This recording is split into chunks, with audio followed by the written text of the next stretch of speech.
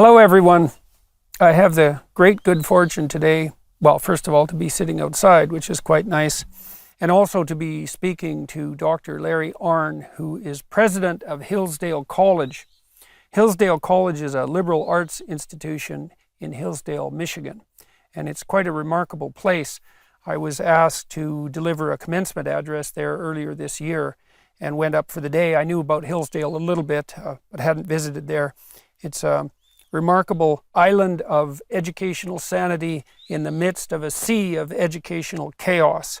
And I'm going to be talking today to Dr. Arnn, who's been president of this august institution for a number of decades, about Hillsdale College in general, about its history, about his tenure there and his activities and occupation and enterprise, and about the state, the dismal state, let's say, of the higher education enterprise in general in the United States and in the West more broadly. So I hope you enjoy the conversation. Welcome, Dr. Arnn. Thank you very much for coming to see me, and also for the commencement invitation and for agreeing to do this podcast. I'm really looking forward to it. Well, you're a tremendous host and a tremendous man. It's a great pleasure for me to be with you today. Yeah, it's been fun. We were out in the boat for the sunsets, and we had some fireworks at night, and it's quiet and peaceful here and away from the fray, let's say. So that's been lovely. And Dr. Arnn and I have been talking a lot about plans for educational revival in some sense in the future. And so there'll be lots of things coming down the pipelines on that front. But to begin with, I think we'll start by talking about Hillsdale and about its singular vision and its founding. And so why don't we start? Tell me about how Hillsdale, tell everybody about how Hillsdale got its beginning, and let's walk through the history of the institution. History starts in 1844. It was on the frontier in Michigan. That was as far as the country went back then. A bunch of New England preachers who were classically educated. They read Latin and Greek, which means that they knew the books that were written before Jesus, and they were very loyal to Jesus. And they brought the tradition of a liberal education with them out to the frontier. And they founded a college. And they met in the town hall. One particular one of them, a man named Ransom Dunn, rode a horse into town. And there were two hotels, thriving metropolis. And he said, I would like to talk to the leading citizens who care about education. And a bunch of them gathered, and they used City Hall. It wasn't a government thing. The college had never had any money from the government. But City Hall back then was conceived a place where the city could use it, the citizens could use it. And they made a deal, and they started the college. The city pledged $10,000 if the college would raise $10,000. And that came from this Ransom Dunn and some other people. They were preachers, and they went riding around the countryside all over Wisconsin and Illinois and Indiana and Michigan, and they'd give sermons, and they'd ask for money. And the money came $2 and $5 at a time. We still have the list. And what did they want to do? Well, they were very clear about that. The college has a very beautiful founding document. It's the discovery of that made me think I could find a calling in managing the college.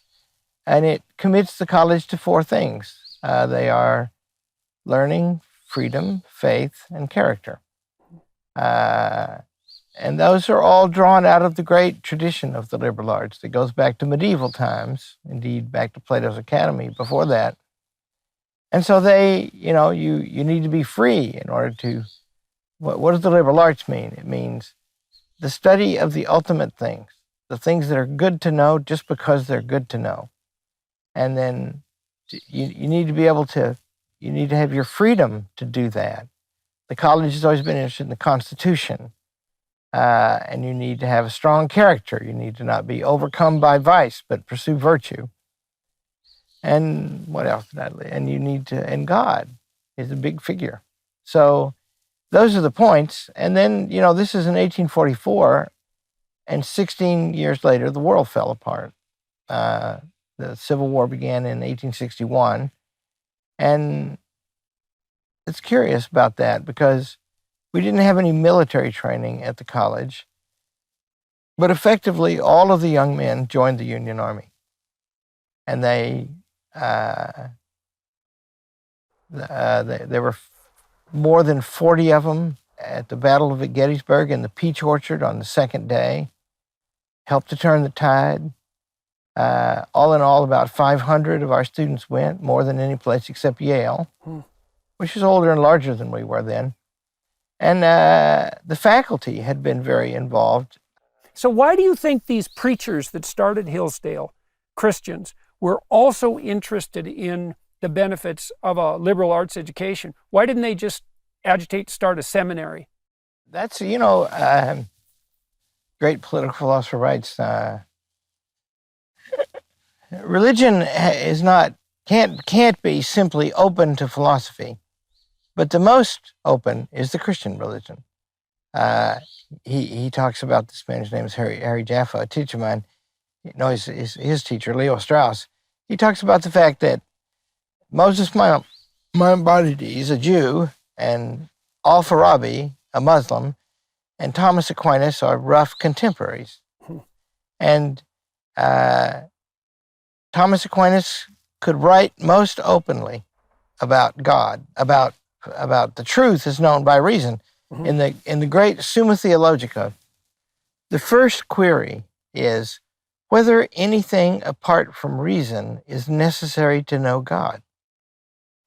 And he says, that book, a wonderful book, is written in the form of the disputed question. So here's the question, then 2 or 3 opinions about it, and 2 or 3 answers, and then his own opinion. And his own opinion is, yes, there are some things apart from reason you need, but you can know a heck of a lot by reason. Right, so there's this alignment and reason in that sense. That's the alignment in some sense between the Greek tradition, the Platonic tradition, and the philosophical tradition, and the emergent Christian tradition. There was an overlap there that's really quite remarkable that comes together with the joint conceptualization of the logos. So, because that conception of reason that you're describing, that's the Greek notion of the logos. And that was adjoined, oddly, to the Christian notion of the logos, which I think is a kind of historical mystery. But the fact that those things actually overlaid and overlapped is a remarkable synchronicity, we could say. And so the Greeks believed that you could move towards the good and the sum of all goods as a consequence of logos, as a consequence of reason. And then the Christians insisted that logos had been embodied in a particular figure and that there were divine attributes associated with that. And so maybe that's part of what's underneath the allowance on the Christian side for the Greek philosophical tradition, underneath the rubric, in some sense, of a modified Judaism. Right? It's not something you'd necessarily expect, but it's definitely something that happened. And I think there's an important thing to lay out in that regard too, because a lot of modern people are taught that there's a real antithesis between the religious, say the Catholic in particular, and education in general and science in particular. But as I've looked into that more deeply, I've become convinced that exactly the opposite is the case, and that the university tradition, certainly which grew out of the monastic tradition just as clearly as can be, but also the scientific tradition, are deeply embedded inside the religious substrate rather than operating in a manner that's antithetical. And I think the fact that the preachers knew that even in they knew that in the mid-1800s, and that drove them to decide that a liberal arts education, studying people like Plato and Aristotle, for example, was actually commensurate with a broader, let's say, ethical and Christian goal. It's not obvious why that would be the case, to pull in these pagans. So, first of all, a prerequisite for entry to Hillsdale College in 1844 was you had to read both Greek and Latin. And so they started prep school for people who couldn't do that, and you learn those, and then you could come. But the way they looked at the world, and I think it's a wonderful way to look at the world myself, is that this account of logos, which you bring up, that's the Greek word both for reason and for speech. And that means that whatever you can think, you can say, and whatever you can say, you can think. And that means that this conversation is a kind of sharing that no other creature is capable of. And it's a transformative process as well, a redemptive and transformative process. And that's right. And connected. Aristotle writes that we're more gregarious, that comes from the Greek word for flock, than horses or bees, right? And that means, and so it's this nature of man, but then logos is not, when we talk, we can see, how to get from A to B. We can also think about whether to go from A to B. And that brings in the divine, because that would be in both Greek philosophy and in the Christian faith and the Jewish faith, and I think the Islamic faith. That would be the ultimate destination, right, God. Right. That's like a definition, right? If you think about this as a mapping problem, and that part of what we're doing while dialoguing, exchanging logos, is to map out the terrain. That includes the destination and the details of the journey, all of that. And then the ultimate destination is a destination that would be guided by the highest good, by definition, right? Because your destination is a good. You wouldn't be going there if you didn't think it was better, unless you're aiming down. And so the ultimate destination, in some sense, is the transcendent destination. And so that's like a definition of the divine path, and in some sense, a definition of the spirit that animates you while you're walking down that path. And then you say, and I think there's an instinctual element to this that's associated with that gregariousness. So, people are unbelievable mimics, right? We imitate each other on a scale that's unparalleled among other creatures. And we do that with language, but we can almost literally inhabit each other's bodies, each other's frames of reference. And we do that by exchanging viewpoints, essentially. And so we're negotiating together this pathway to the highest possible point. And I think that's marked. So, what I was hoping when we started this discussion, like I always hope with my podcast, is that we would fall into a discussion and be engaged by it, right? And then it would be animated by a spirit that was its own, not instrumental, not planned, but something that would emerge automatically as a consequence of goodwill and honest communication. And what's so fascinating about that, literally, is that if that happens, it's intrinsically and instinctually engaging, right? You feel the conversation as meaningful. And that's a marker, as far as I can tell, for the manifestation of that logos, that instinct for meaning. It's not something rational. It's the thing upon which rational discourse fundamentally depends, and maybe the goal of rational discourse. And then you could also think, this is a wonderful way of thinking about it too, is that if you're listening to a symphony, in some sense, you're apprehending its completion, right? So there's a voyage to the end. But getting to the end of the symphony is not the purpose of listening to the music, even though that end is there. So you have the end in mind, but if the end is appropriate, then the journey becomes intrinsically meaningful in and of itself. And so you get the destination tied to the journey in that intrinsic sense. And I do believe that people experience that as deep engagement in meaning. And that's the purpose of dialogue. And there's that Christian idea that goes along with that too. And it's an idea certainly that therapists have picked up on, is that dialogue, honest dialogue, is genuinely spiritually redemptive. And that seems to be. So I think all that you just said is breathtakingly good. And it shows you understand what teaching is. Today, we think of teaching as doing something to somebody, right? It's not. It's doing something with somebody. Plato writes a letter. He wrote 13 letters, but one of them apparently is his, the 7th. And he says, how would you capture the teaching of Socrates? It's just in these conversations. Right. And so he invented the dialogue for that purpose. And then his student, Aristotle, invented the dialectical treatise, where they introduce a thing and you talk about it a while and you have to go back over and something else comes up. So it's like a conversation. And the point is, we learn together. Talking and thinking are the same thing. Yeah, that's why free speech is. So you think, well, why think? Well, so that you think before you act. Why think before you act? So you don't fall into a pit. How do you think? You think dialogically, even if you're thinking only internally. What that means is you've trained yourself to be more than one person at the same time. Very difficult thing to manage. Most of the time, we think through dialogue. And it's so interesting to me, too, that these long-form podcasts have become a cultural phenomenon. right? Because in some sense, people like Rogan in particular pioneered these long-form dialogues. In some real sense, that is a return to that Platonic tradition of dialectical learning.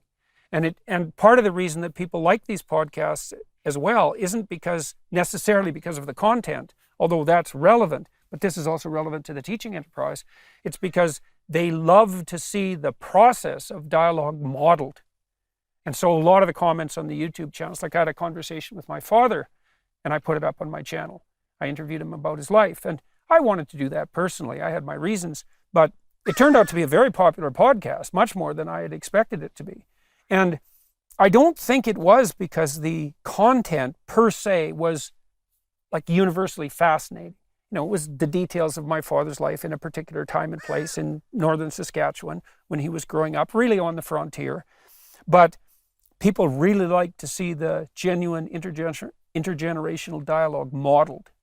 And we have no idea how important an element of education that is, right? Is that because as a professor, partly what you're doing is inculcating knowledge, which is doing something to someone, let's say. But a huge part of it is modeling the process by which knowledge itself is generated and expanded. So one can understand Aristotle by reading the first lines. The first line of the Metaphysics is, the human being stretches himself out to know. We want to know. And so your father, anybody talking with his father, is a demonstration how one generation affects the next. But your father, you're a remarkable man. And people wonder, where does that guy come from? And so to find out that information, and then to find out that it's normal, your father was not a professor at Cambridge, right? Your father was a normal man, and a heck of a man. That's a normal man is a fine thing to be.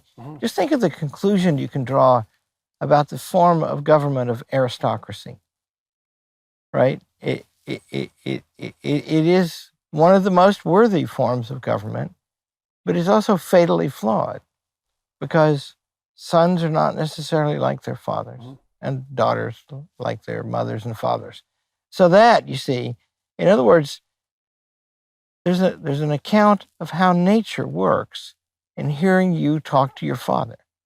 And it's hearing a lecture about it is different, right? Because they're seeing the Lord. If you're talking to your dad, they're seeing the raw material.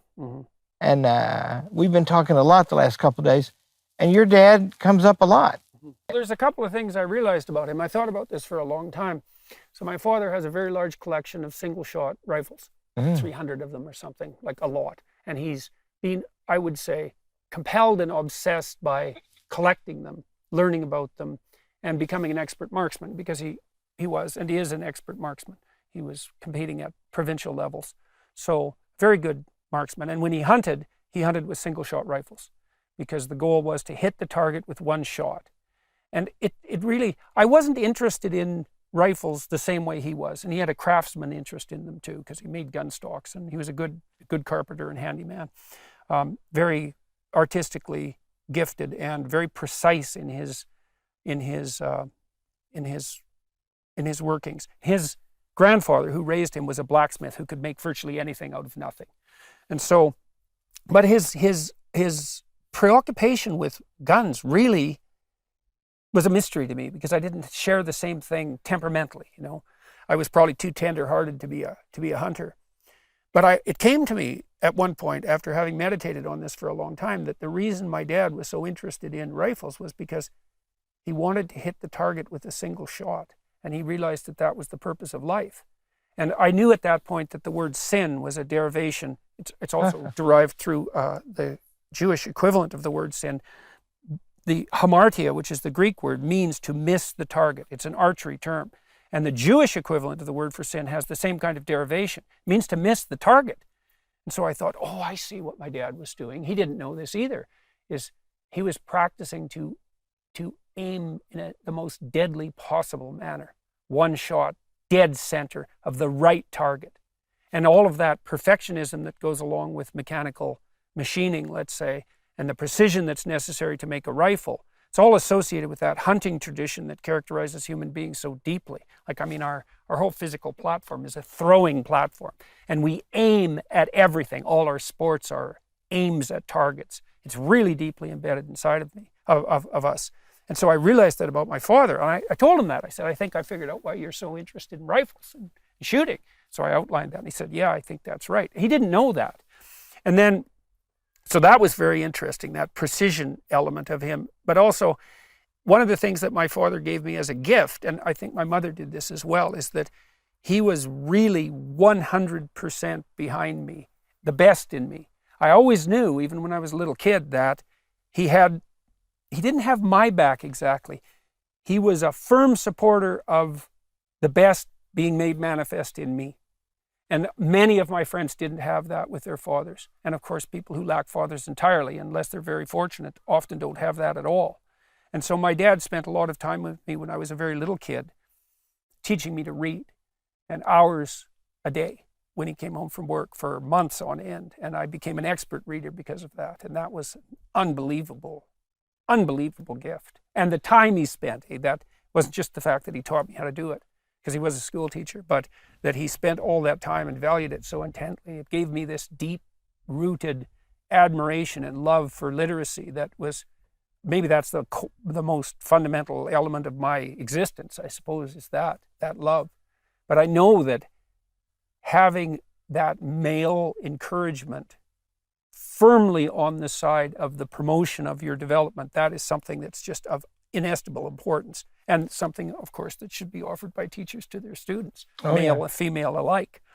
If, you hear stories, I guess it happens, that parents want to dominate their kids. Mm-hmm. Fathers might want the kid to be like them, mm-hmm. right? And that's not the natural thing. The natural thing is, you think, one of the contributions I, a parent, can make in my life is for my children to have benefits I didn't have, and to have character better than mine. And that is fundamental to the teaching business. Mm-hmm. I think today in the teaching business, if you, in all of it, right? So I'm a teacher at Hillsdale College. I'm the president, but I'm a teacher too. And we think today, if you read about it, we want them to think something. We want to do something to them to make them the way we want. Mm-hmm. But that violates the spirit of the dialogue that you mm-hmm. brought up earlier, right? In other words, that's conversion therapy. That's what that is. That is what it is. You bet, man. And we're gonna set up a system to work on you. And then what you know and what you are will be a product of our work. Mm-hmm. And that is the most uncharitable approach to education, and it's dominating these days. Yeah, well, it's not education. It's ideological inculcation. It's propaganda. It kind of reminds me of the Prussian education model. And, a lot of that was the foundation, the philosophical foundation of the American public education system. One of the things that was a mystery to me, I built this program a long while back called self-authoring, and there's an element of that, future authoring, that helps people walk through the process of developing a personal vision. And so, first of all, people are asked to envision what their life could be like 5 years down the road if they had what they needed and wanted in a manner that would be best for them if they were taking care of themselves. Right? So imagine that you're worthwhile. Now you get to have what you need and want, but you have to aim at it. And so you ask yourself, what would that be if I could have it? And so that's the first part of the exercise. And then the next part steps you through 7 major components of your life: your education, your career, your intimate relationship, your family, your physical health, etc. Major subcomponents of your life, asking you to detail out a vision for each of those, and then to make a relatively concretized plan. And then to outline a vision of hell, which is where you might end up if you let your bad habits carry you away. So I used this in my classes, and we did a bunch of research with it as well, showing that it decreased the probability that students would drop out of college by about 50%, which is stunning for a 90-minute. Yeah. It's stunning. And what's even more stunning is no universities have picked it up. But in any case, one of the things that really struck me as a mystery after that, I started using it in my classes, was, okay, why the hell do we have an education system where kids are taught for 12 years minimum if they graduate from high school, and never once do we sit them down and say, all right, you could be who you wanted to be in the best of all possible ways, but you have to know what that would be, and then you have to aim at it, even no matter how imperfectly, right? You have to start to flesh out that vision. Why don't we do that?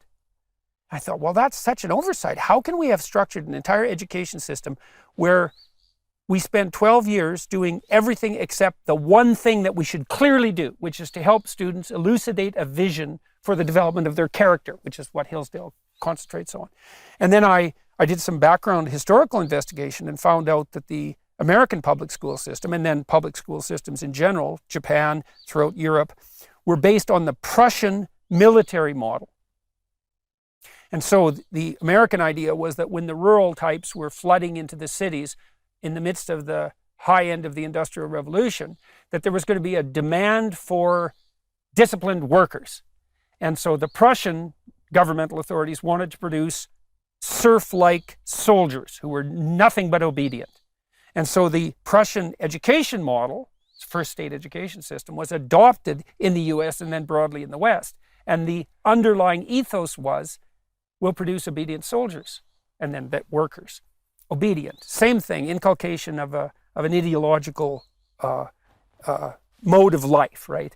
And so that's what we have for an education system. And then I would say that ethos, to a large degree, spread up into the higher education systems too. And so now we have a situation where, well, you know, the proper thing to do with students is to train them to be activists, social justice warriors, and people who are saving the planet in a particular ideologically riddled manner, without this dialogical exploration that's actually the basis of true education, which is, by the way, why we're talking about Hillsdale today. So yeah, see, I realize now why they won't use the self-authoring program, which we will at Hillsdale College. The point is, if they arrive and you think the purpose is to do something to them, then you're not as interested in what they want to do. Mm-hmm.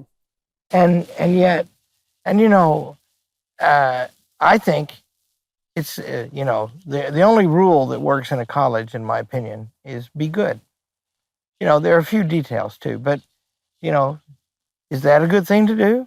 Don't do it if it's not, you know. And so you want to teach them to be good human beings, excellent human beings, but most of the work is in them. Mm-hmm, mm-hmm. I told you a story. When I came to Hillsdale College, about 25% of the freshmen left at the end of the freshman year.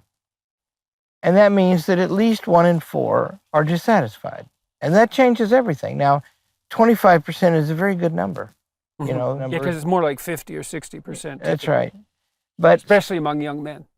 But it's you know, my favorite activity is eating in the dining hall with the students, which I've been doing now for 22 years. And it's delightful.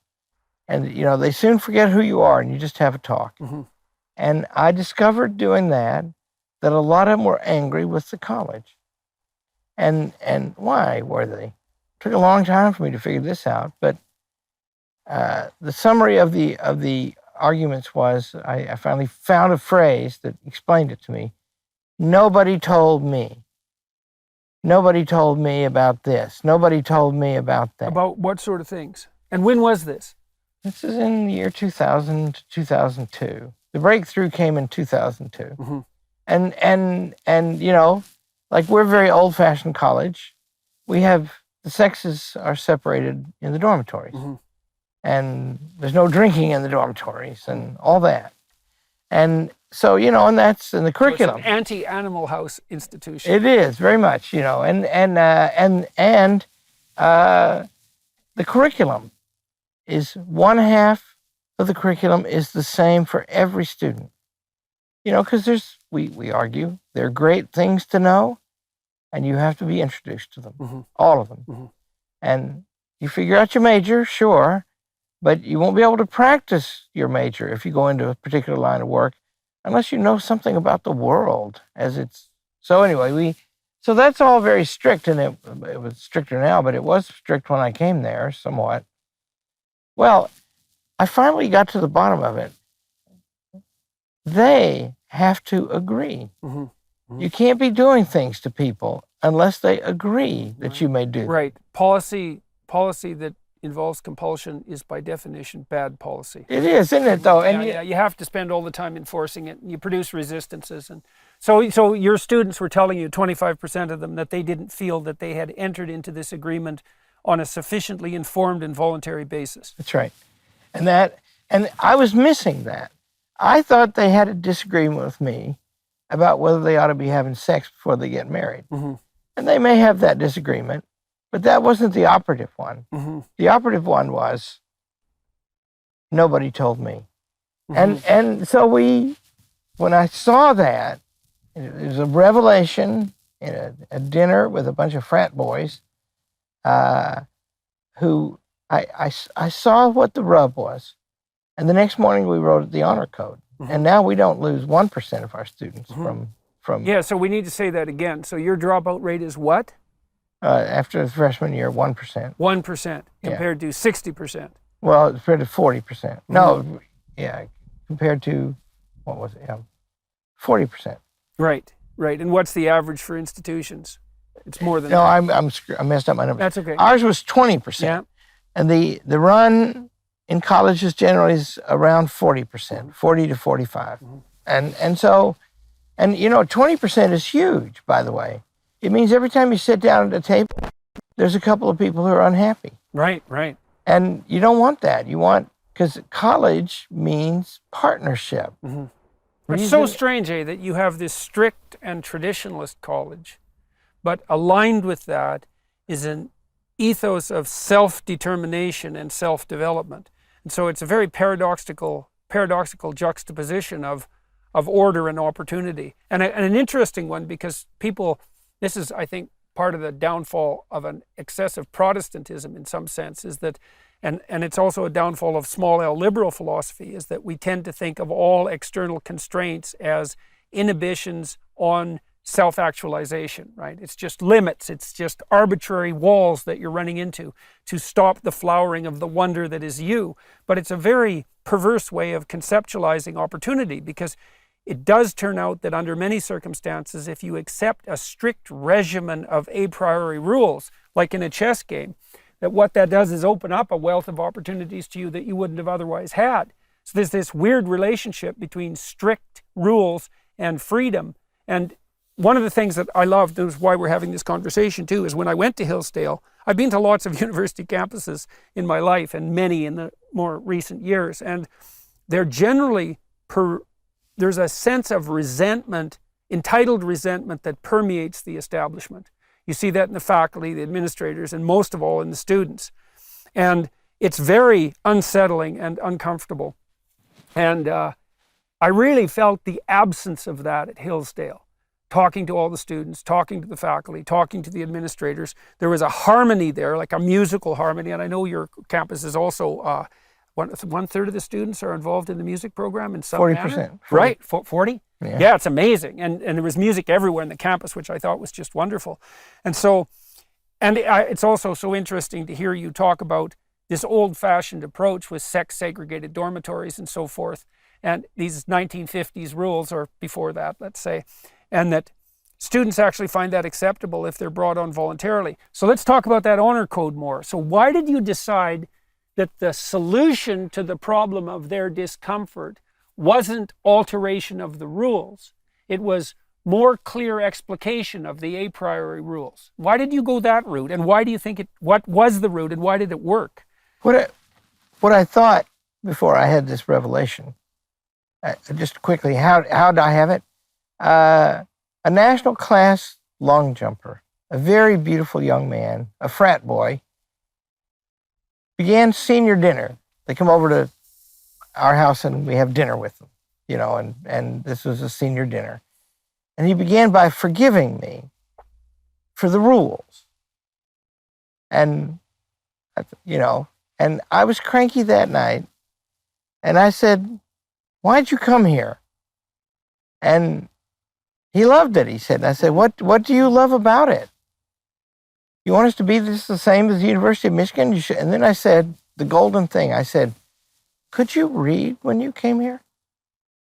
And he said, "Yes." And I said, "Did you? Because if you'd read, you'd know. Mm-hmm. And how can you be complaining about it 4 years later?" Mm-hmm. And I just noticed I had the moral high ground. Mm-hmm. And in the end, it wasn't really the particular rules. If you had the most libertine rules in the world, there'd be plenty of people who'd object to that, right? Mm-hmm. Right. It's that their will had been consulted. Mm-hmm.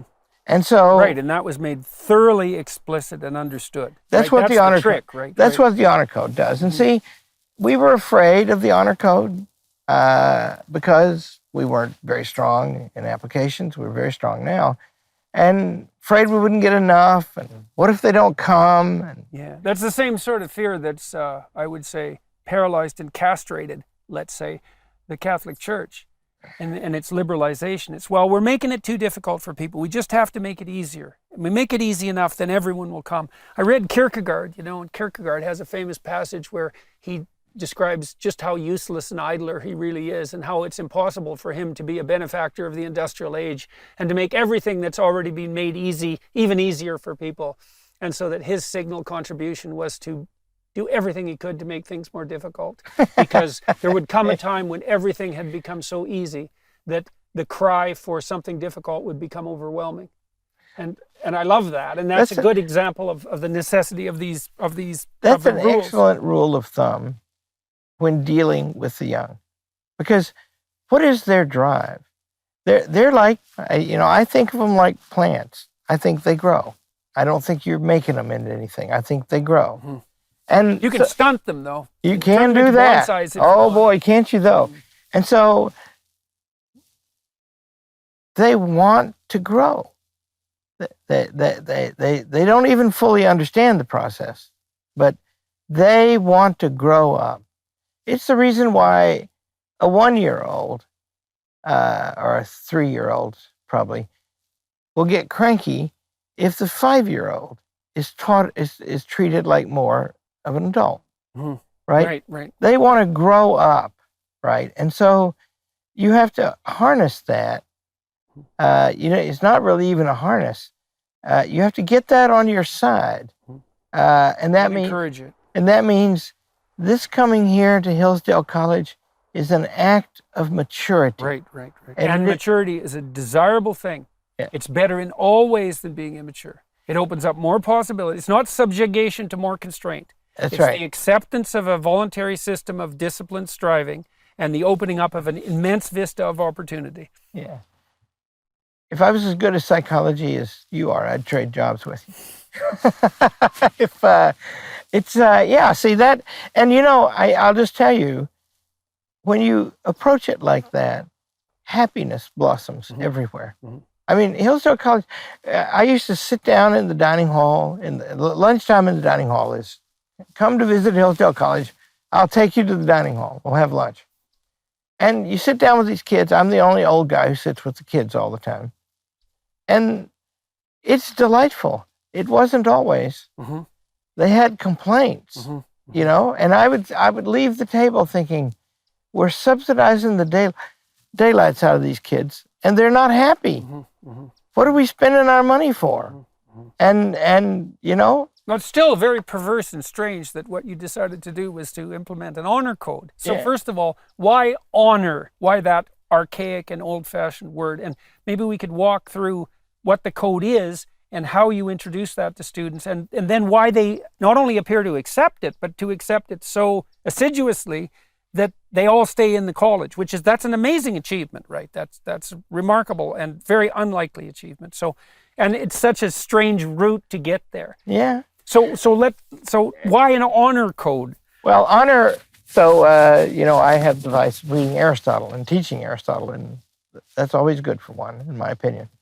And so what you learn about honor is, a great thing, right? It's, to be honorable, to commit a great act of honor, right? You find out that honor is not the highest good. You find out soon, because honor depends on other people's opinions. Mm-hmm. And a much higher, in fact, the highest human relationship is friendship. But you can't start with friendship. Honor does have the advantage of being civic in its nature. Mm-hmm. It's something that we adopt together and win respect from each So other. it's sort of like identity in its real sense. That's right. You That's want an right. honorable identity. So, and we agree what that is. What the code says is a Hillsdale College student is honest in word and deed, respectful of the rights of others, dutiful in study and service, and through education, the student rises to self-government. Right. Rises to self-government. Right. And so it's an apprenticeship with mastery as the goal. That's it. Mm-hmm. And see, commencement is the culminating ceremony. You gave one of the best commencement speeches I've ever heard, and I've heard a passel of them. And that is the annual signification that the college has done its work. And when I say the college, the word means partnership. Mm-hmm. It means everybody in the room. And, there were close to 6,000 people at commencement when you spoke. And who were those people? They were the people who had made it happen. They were the students and the faculty. They were the parents. They were the friends of the college. Mm-hmm. And they're all there in an official capacity. We have come together to do this thing. And it's to produce these remarkable young people. That's right. No, not to produce, to see, there's that bloody word again. That factory word. To encourage the development of these remarkable young people. To have had the privilege of encouraging the development of these young people. That's it. Right. Yeah. If you just think, so I know a lot about Winston Churchill, because if you know about him, I argue you will come to love him. And I did. And people always say to me, what explains Winston Churchill? Well, the only possible answer to that is God and Winston Churchill. Winston Churchill was relatively well-born. Winston Churchill was very smart, had a tremendous memory. But, there's millions of people who have those qualities. And every one of them is different from him, and every one of them is different from each other. And that means, you are to some extent the maker of yourself. Mm-hmm. That's a beautiful doctrine in Aristotle. Mm-hmm. And so in education, the first thing, you just need to know two things when you admit them. You need to know that they want to, and you need to know that they can. Mm-hmm. Willing and able. Mm-hmm. After that, they're going to do the work, and you're going to help them. They have to agree on what the work is, because mm-hmm. remember, it's So how do you make the honor code not just a pro forma document that's empty words? Like, what is it? Because there must be specific things you do with the honor code that bring it to life. Yeah, well, we govern by it. Okay, so it is actually the ethos of the institution. So that's right. There's a congruence there. But you talk to the students when they first come to the college. Yeah. And I understand that that's part of the transmission of the honor code. Yeah, they get it after they're admitted. First of all, if you look at admissions materials from Hillsdale College, the honor code is featured in them. And that means that we're giving you the information from the first step, that this place is like this. And if you want it, you'll have a hard time finding an alternative. Mm-hmm. And if you don't want it, the world is your oyster, because they're different, or most of them are different. So you start with that, but then along about the 1st of June, after the class is formed and the deposits are in, I send them a letter. It's a 1.5-page letter, and it says, here's the honor code. It's a serious commitment. You should read it carefully. Mm-hmm. If you think that you might not be willing to sign it, you should tell us now. Mm-hmm. we'll help you find some place to go to college. It tells them that on the Monday after you arrive on Sunday for freshman convocation, we will have a talk, me and the senior class, about this document, and then you will sign it all together. Mm-hmm. Or go home. And I have signed it. See, and so we've all made oaths to be committed to Hillsdale College. Now, one of the things that happens when you do it like that is that enforcement becomes much less important. Right. Well, that's also the sign of good policy, right? Yeah. I mean, Piaget, the developmental psychologist, he was very interested in laying out the rational grounds for the emergence of a moral system. And so one of his propositions, which I love, is that a goal-oriented system established on consensual grounds will outcompete a goal-oriented system, same goal, on grounds of compulsion, not least because the system that requires compulsion will waste time and resources in the enforcement. So it's a priori less efficient. And then you can add to that the fact that most positive human emotion, and so that's the emotion that literally makes you enthusiastic, which is to be filled with the Spirit of God, because that's what enthusiasm means, right? Is that you experience the positive emotion that propels you forward in relationship to a goal. And the goal has to be established voluntarily, or the positive emotion systems won't kick in. So if you use compulsion, not only do you waste time and resources on enforcement, but you don't harness the most fundamental motivational systems. And those are so fundamental, by the way, that the drugs that people abuse, cocaine, perhaps foremost among them in terms of its instantaneously attractive and addictive qualities, cocaine directly activates that positive emotion system, which is why people love it. And so, because it's an analog of purposeful, goal-directed activity.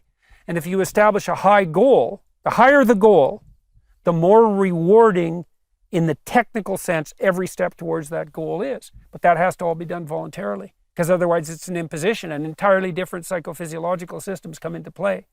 Here's Winston Churchill. It is at once the safeguard and the glory of mankind that it is easy to lead and hard to drive. Mm-hmm. And that's when I was hired for this job, there was an MBA, fine man, on the committee, and you can spot him a mile away. They ask MBA questions. Mm-hmm. And so if you have to drive, you're not leading. That's you're right. a tyrant. Yeah, and Churchill believed, by the way, that particular thing. He says that in the context of how the implausible thing could happen, that Britain could defeat Adolf Hitler. Mm-hmm. Mm-hmm. And that's why. Mm-hmm. And they right. People hate that. And so if you want, and if I've become experienced and stubborn now, I don't like to be in a relationship where I'm telling anybody what to do if they don't want to do it. Yeah. Well, I really learned this as a psychotherapist, and this is partly why I've been so upset with these anti-conversion laws lately. It's like, in a therapeutic conversation, which is any genuine conversation, by the way, any genuine dialogue, you need humility. And the humility is something like, this person that I'm talking to is actually different than me. They're different in their presuppositions, they're different in their knowledge, and they're different in their destiny. And they're importantly and vitally different in that, because I think that each person plays a signal role in manifesting or failing to manifest part of the reality that moves us towards paradise, let's say, in some fundamental sense. Everyone has a signal role to play in that. That's part of the destiny of their soul. And you are not to interfere with that, because you don't know. And so in a therapeutic conversation about identity, so now, for example, therapists are required to affirm the identity of their clients, the gender identity, but more broadly, to affirm it. And that's never the role of a conversation. The role of a therapeutic conversation is always to inquire about identity, but in the spirit of humility, right? Like you and I have been trying to work out a working relationship over the last couple of days, and also with Stephen Blackwood down at Ralston. And one of the guiding principles of our attempts to do that isn't that I want something from you or that you want something from me. And I think it's partly because both of us know that we don't necessarily know what we want or should want from each other, but that if goodwill prevails and if we're both aiming up in the highest sense, that we could mutually discover the pathway forward that would be not only mutually beneficial for us in a sense that's way transcends the merely instrumental, but potentially beneficial for the movement towards that higher good.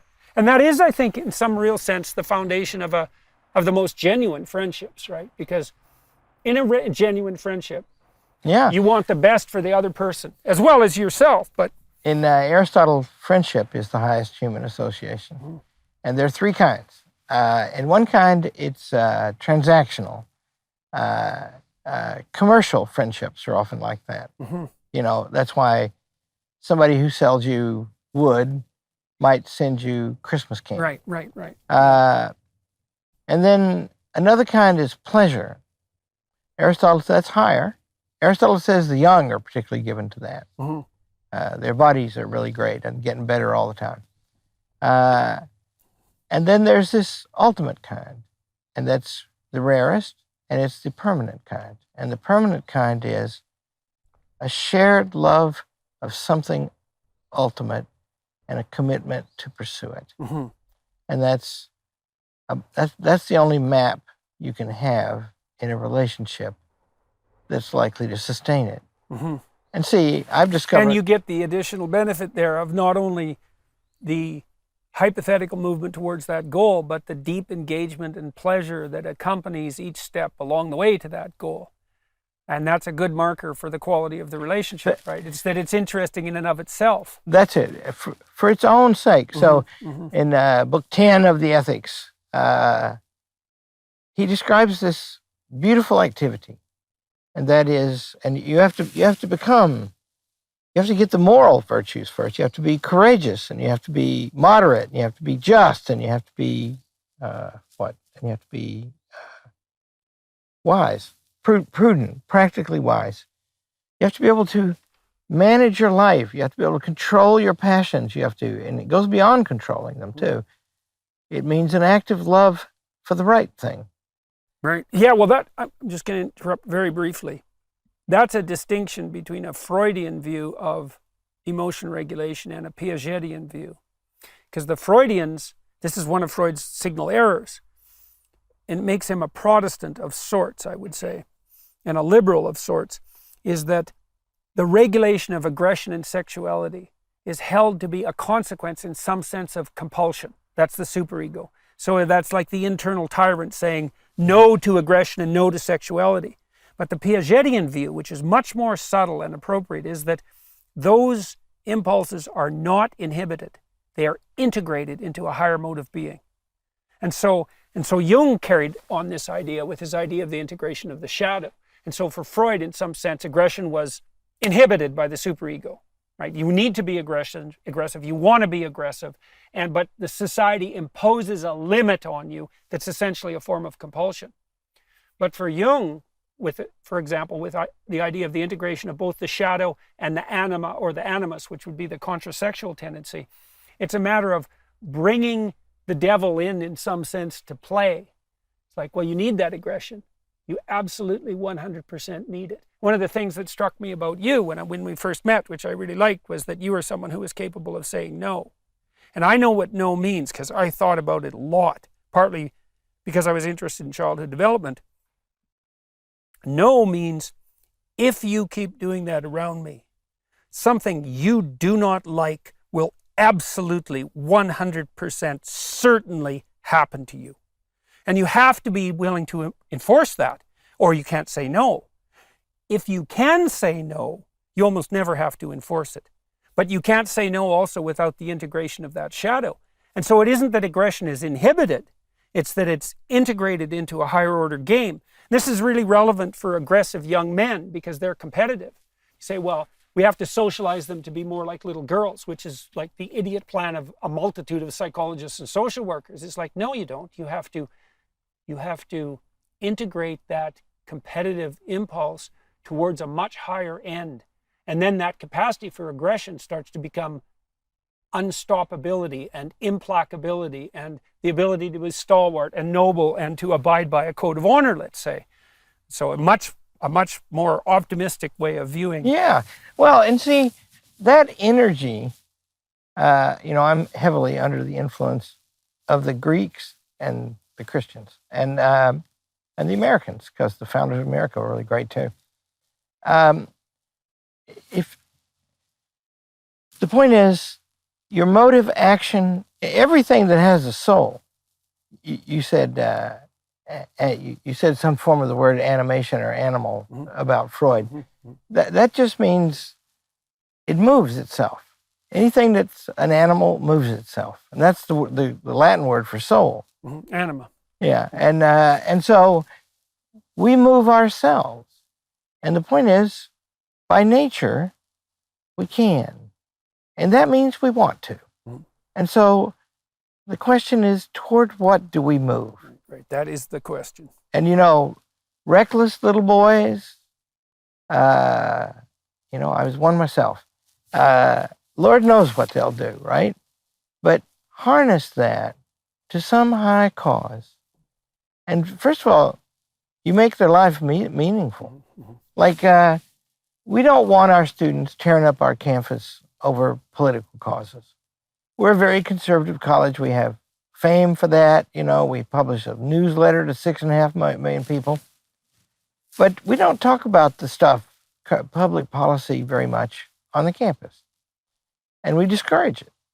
Because why? Because they're young and ignorant, and they get a chance to learn a lot, and then they can figure out what to do with the world. Right. And it happens often because, kids who come to Hillsdale College, any good college, are ambitious. And so they want to, this and this and this. Yeah, they're looking to take their place in a meaningful way at the table in an important sense, and they're eager to get on with that. So it's no use saying you got to wait. You just show them the place at the table that's available to them now. And that place, by the way, is difficult. Very, very challenging. You want to learn. A bunch of boys and girls, mostly boys, though. I don't think that a constitutional convention is a good idea. And, a lot of people in my line of work and my political persuasion do.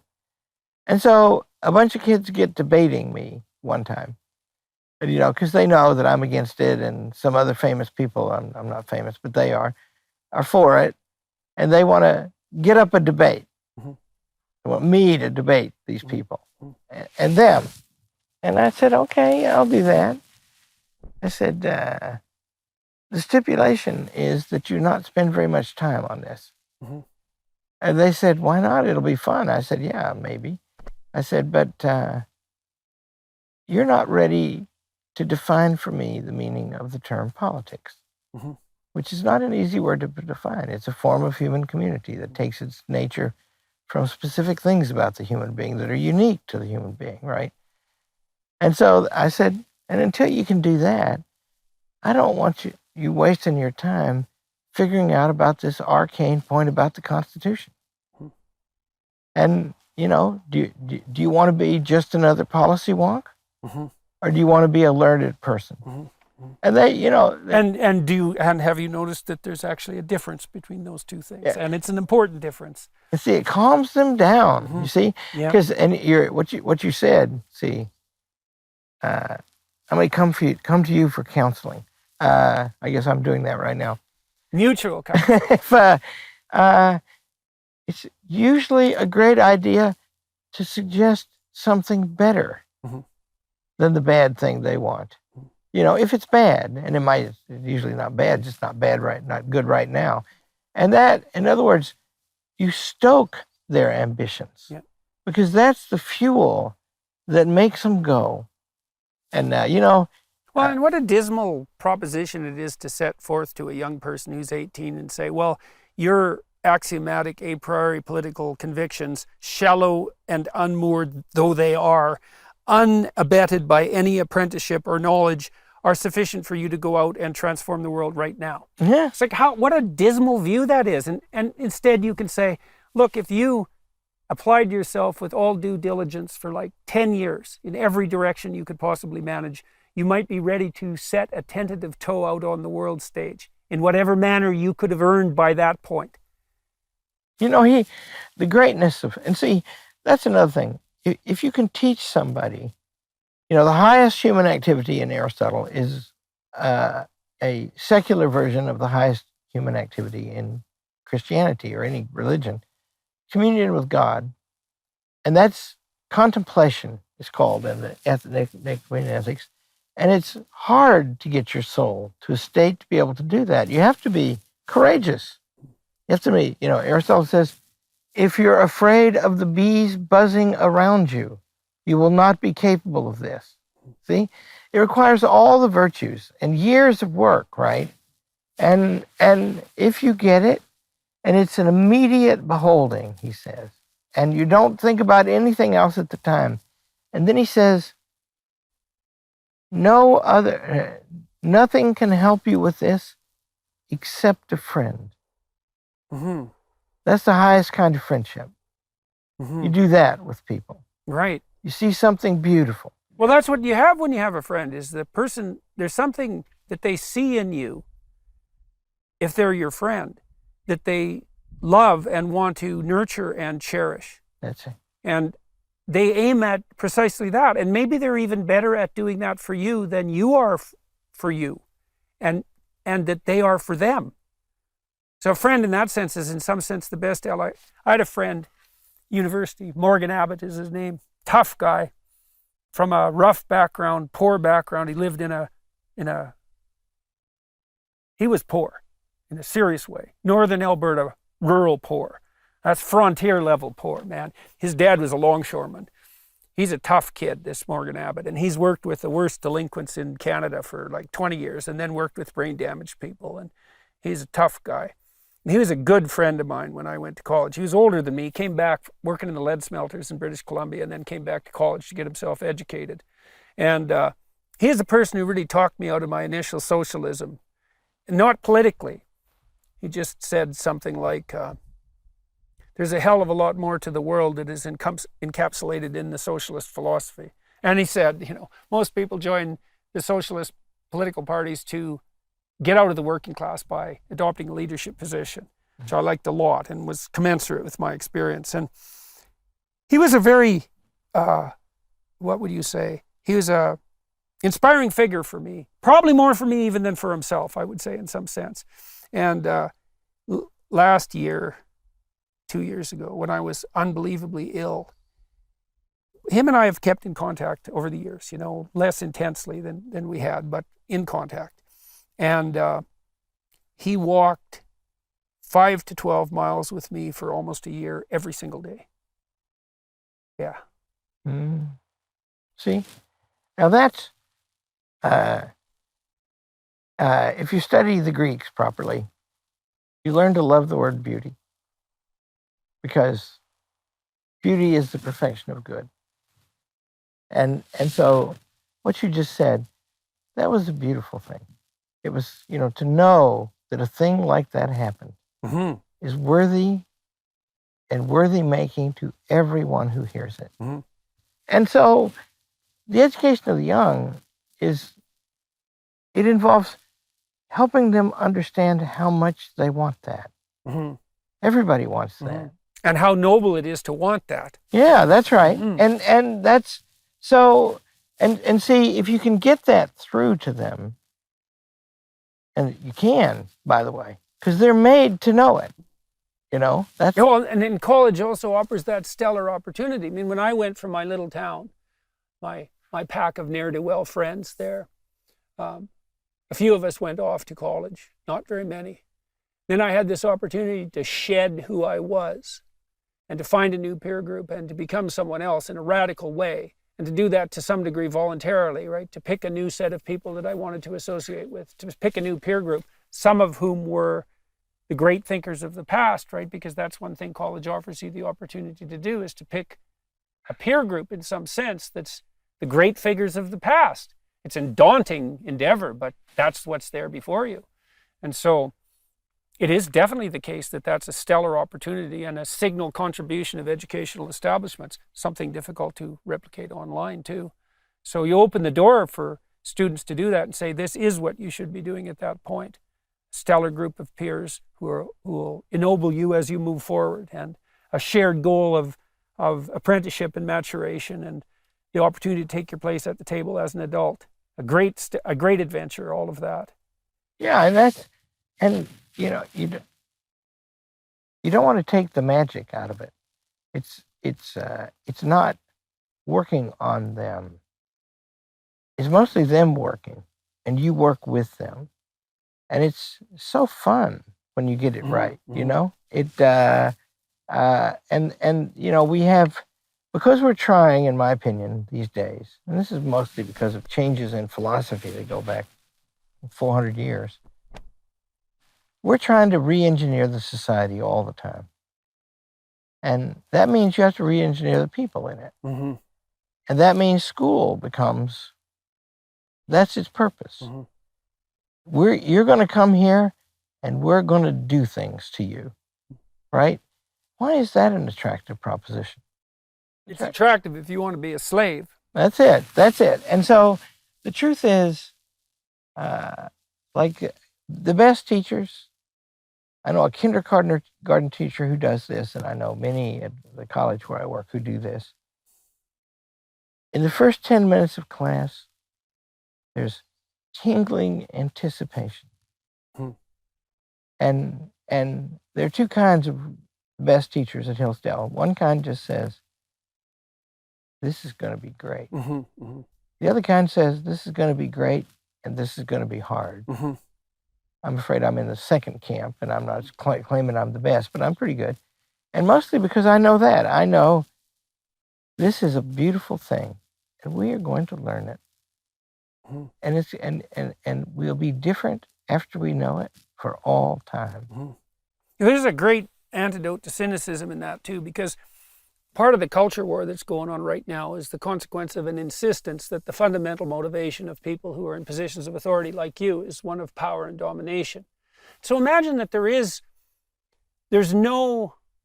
almost nothing positive in abject and dependent subordination. That's a pretty bad outcome. And so then you might say that the ability to use compulsion and to attain domination is a higher moral good than abject subjugation and dependence. Now, I'm not saying it is, but I think you could make that case. And then you could also make the case, and the postmodern Marxist types do this, that that's really the fundamental motivation of mankind in every relationship, marital relationships, historical relationships, business relationships. It's like the willingness and ability to use compulsion to manifest power.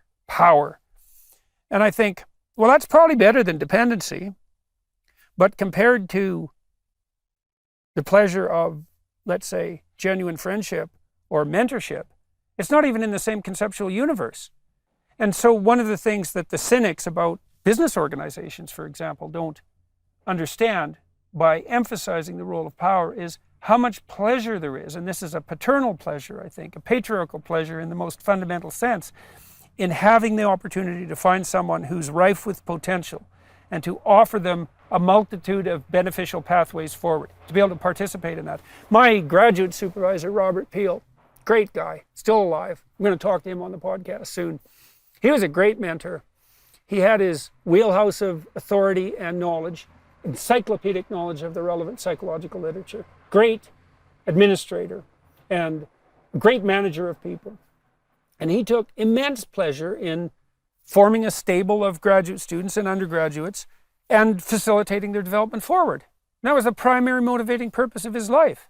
And he was interested in being an author on the papers and getting credit for his role, all of that. But fundamentally, he was a man who got obstacles the hell out of the way and enabled movement forward for those who wanted to move forward. And then there was immense intrinsic pleasure in that. I mean, that was really the hallmark of his life. I went to his Festschrift when he retired with my former colleagues.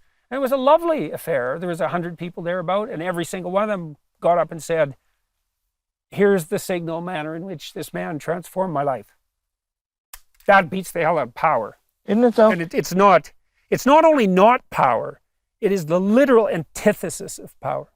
And not this corrupt collapsing into an ineffectual dependency that you might attain by abdicating all your pretensions to power.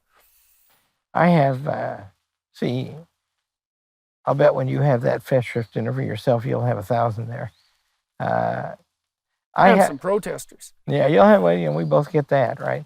I have about 30 students who become powerful people, boys and girls, big in the government, and they are still my students. And when I see them, I don't talk about their power. I talk about their character, and these are people who can go. And I have equally talented students who are not at all powerful, and I have the same relationship with them. And that because you get, I teach one class a term, and I have about 30 students in it, which is big for Hillsdale standards, but I'm the president and I don't teach much, so I let more in. And then that means that every year, 60 I get to know in detail, except then we have senior dinner and all that, and there's 1,650 on the campus. That means most of them I don't know them very well. But in another way, I know them all, and the ones I get to know well, I remember. And that means, you see, it would be a better life than I am living to be Abraham Lincoln, because he was a beautiful human being. Winston Churchill, same thing. But to be president, just to be president, you and I are leading better lives than that. And you get your mind around. Well, I also think, there's nothing. I've watched university presidents sometimes kowtow to the mob. And I think how dismal that must be from the perspective of making amends with your own conscience. That you've attained this position of power without the requisite moral competence. And then when the mob comes, because you strived for the position rather than for the character that would entitle you in some real sense to the position, that you have to fold in the most ignominious of ways.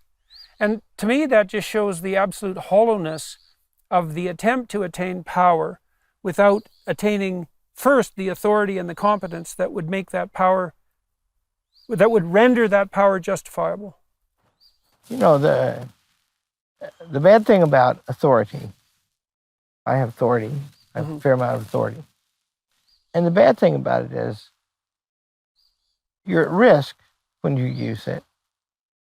But if you use it badly in a way to protect yourself, you will do harm to other people and people who don't deserve it. And so somehow you have to find a way not to do that. And that's, I had somebody say to me once, so I hear you're a pretty good teacher. And I said, I'm okay. And he said, you've written some books. And I said, I have. I've written 3. He said, I read one of them. It's good. And I said, thank you. And he said, why do you do this? Because, to a faculty member, the most sensible ones, my job is a pain in the tuchus. Why would you do it, right? And I looked up and I said, well, partly because I can so far. I'm made so that I can do this, probably. But yeah, it's very possible that when I leave it, unless I'm too old, I will find something better to do right here in this college, because there are better jobs than mine. And that's, if you know that, you got to keep yourself from being a tyrant, and it's because most people don't get to be a grand tyrant. They only get to be a petty tyrant. And how contemptible is that? But, there are wonderful classic books about people who are famous for making people do things they don't want to do. and it's universal. Rulers over hell. That's it. That's the accomplishment of untrammeled powers. You get to be the head demon in a chorus of demons. And to me, that's the most cataclysmic failure, not a sign of the success of the psychopathic and narcissistic. And that those people are always presented as miserable in the classic books, in Shakespeare too. Even if surrounded by babbling sycophants. Yeah, and schemers, and even if your schemes are successful and not found out, you know. So yeah, you don't want a life like that, and